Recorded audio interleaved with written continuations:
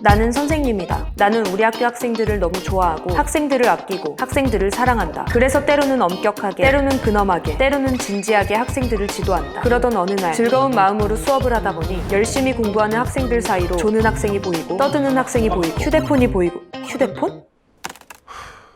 나는 심호흡을 하고 거기 자는 학생이 일어나 수업 시간에 떠들지 말자. 휴대폰 집어넣어 라고 말했다. 그러자 졸던 학생이 일어나고 떠들던 학생이 입을 다물고 휴대폰을 만지던 학생이 휴대폰을 집어넣는다.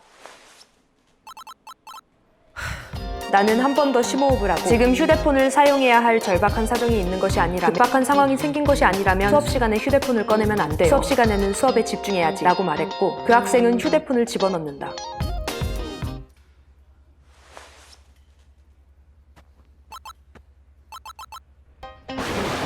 수업 시간에는 휴대폰을 사용하지 않기로 모두와 약속했잖아. 약속을 어겼잖아. 지금 네가 약속을 어겼으니 휴대폰은 수업 끝나고 돌려주마 라고 했더니 그 학생 왈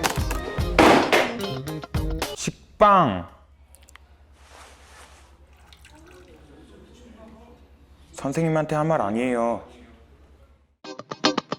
나는 학생이다. 어제는 학원에서 늦게까지 공부했고 그래서 그런지 오늘 아침 일어나기 너무 힘들어서 도저히 눈을 뜰 수 없어서 내가 저혈압이 아닐까 생각했지만 엄마의 스매싱에 아빠의 철권에 기적적으로 저혈압을 극복했지만 여전히 무거운 몸을 이끌고 상당히 지친 마음으로 학교에 왔다.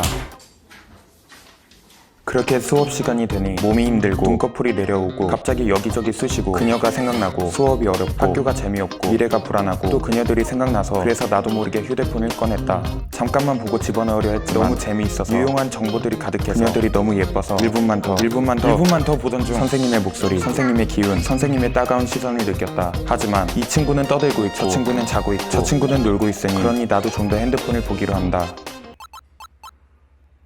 휴대폰 집어넣어. 다시 한번 선생님의 목소리가 들렸고 난 잘못이라는 것을 알았지만 웬일인지 친구가 날 보고 있어 부끄러웠고 친구가 날 무시할 것 같고 친구가 날 약하다고 놀릴 것 같고 그렇게 모두가 날 보고 있어 창피했다. 그래서 나도 모르게 식빵이 먹고 싶었다. 식빵!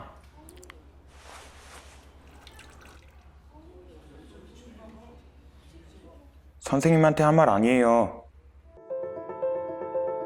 내가 무슨 짓을 한 거지? 라는 생각이 들었다. 나는 죄송한 마음을 느끼고 죄책감을 느끼고 다시 과거로 돌아가 선생님과 입장을 바꿔서 내가 선생님의 입장이 되어 생각해보기로 했다. 내가 선생님이 되고 선생님이 내가 되고 너는 내가 되고 나도 내가 될 수 있었던 수많은 시간들. 뾰로롱. 나는 선생님이다. 나는 아이들에게 수업을 해줘야 할 의무가 있고 수업을 해야 할 의무가 있다. 얘들아 수업하자. 그만 자고 일어나. 핸드폰 그만해. 유독 한 학생이 말을 듣질 않고 휴대폰에서 눈을 떼지 못하고 난 그 학생의 휴대폰을 압수했다.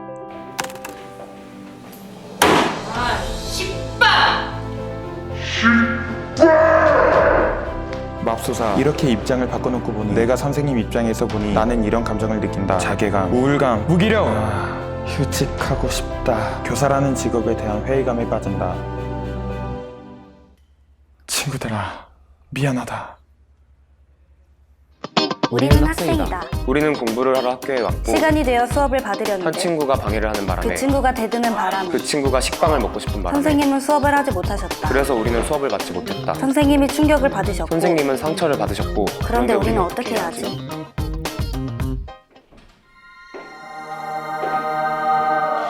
방관하지 말고 선생님의 편이 되어주세요. 나는 교육청 교권 전문 변호사다. 학생에게는 학생 인권이 있고 선생님들에게는 교권이 있다. 교권, 학생 인권은 함께 존중받고 함께 보호받아야 한다. 사실 서로를 이해한다면, 서로를 이해하려고 노력한다면 학교에서 변호사까지 나서는 일은 내가 나서는 일은 없을 것이다. 그래서 준비했다. 교권이 알고 싶다면. 교권이란 선생님이 교육 전문가로서 좋은 수업을 하고 더 좋은 교육 환경을 만들어 학생을 올바로 이끌 의무이자 권리를 말합니다. 이런 선생님의 권리가 다른 사람들에 의해 부당하게 간섭받거나 침해되는 모든 행동을 교권 침해라고 합니다. 수업 시간에 떠들고 휴대폰을 보고 잠을 자는 것도 학생 인권인가요? 학생에게 권리가 있듯이 선생님에게도 권리가 있습니다. 우리는 모두 똑같은 권리를 가지고 있고 모두의 권리는 조화를 이루어야 합니다. 이런 상황은 선생님은 물론 함께 공부하는 다른 학생들에게도 피해를 주는 것임을 알아야 합니다. 교권 침해가 심해질 경우 학교 교권 보호위원회에서 다양한 조치가 이루어질 수 있습니다. 이 조치들은 벌을 주기 위한 것이 아닌 화해와 치유가 목적입니다. 갈등을 극복하기 위해서는 무엇보다도 선생님과 학생의 진정성 있는 사과와 용서를 기반으로 한 이해가 필요합니다. 선생님의 이야기를 들어볼까요? 때로는 제가 생활 지도를 하면서 하는 말들이 아이들에게 전달되지 않고 허공에 떠들고 아이들이 그 말을 듣지 않을 때 그럴 때 좀 힘들었던 것 같아요. 아이들 사이에 영웅 심리가 있거든요. 그러다 보니까 제 목소리가 커지면 아이들의 목소리는 그 행동을 한 아이의 목소리는 더 커지고 그러면 그 시간 수업은 정말 어떻게 흘렀는지 모를 정도로 힘들어져서 그런 부분이 굉장히 어려웠습니다. 수업이 잘 안 됐었어요. 매일매일 아이들과 또 감정을 다루고 그리고 감정이 이제 저희 교사에게 전해지다 보니까 항상 그런 것들을 이렇게 이겨내고 그리고 또 아이들을 치유하는 그런 과정 자체가 22년 됐지만 아직까지도 상당히 힘든 면이 있습니다. 학생들에게 부탁합니다. 아침 일찍 와서 밤 늦게까지 있는 학교인 만큼 너희들이 정말 웃고 떠들고 친구를 만나고 매일매일 행복을 느끼는 그런 장소가 되었으면 좋겠어.